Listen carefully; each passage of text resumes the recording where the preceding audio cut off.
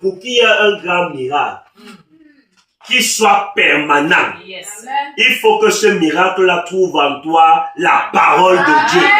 C'est pourquoi dans Luc 5, Jésus a la Bible dit qu'il a longuement enseigné. C'est après avoir enseigné, après avoir enraciné la parole dans l'esprit de son auditoire, après avoir enraciné la vie, après avoir amené la vie par sa parole à ce qui était mort, il a dit maintenant avance en eau et jette le filet. Amen.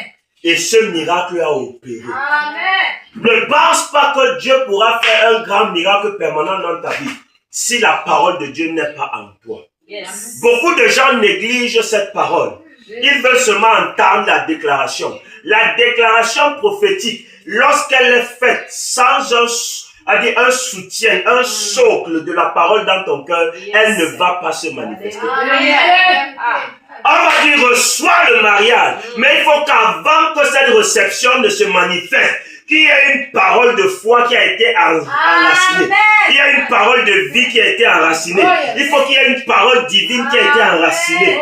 C'est cette parole qui va être la terre fertile, qui va faire ce que la déclaration maintenant, qui est la semence, vienne et que ce miracle se passe et que cette déclaration puisse germer. Amen. Mais si une déclaration vient dans ta vie, ça trouve le béton. Rien ne pousse sur le béton. Rien ne pousse sur la dalle.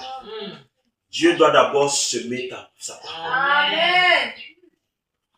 Donc, le premier mouvement ou le premier élément pour entrer dans sa nouvelle saison, c'est d'obéir aux instructions de Dieu. Amen. Paul a dit, Pierre a dit, toute la nuit, on n'a pas péché. Mais il est sur ta parole. Yes. Alléluia. Amen. Je rappelle que Jésus qui était là, à ce moment, personne ne savait encore que c'est le Fils.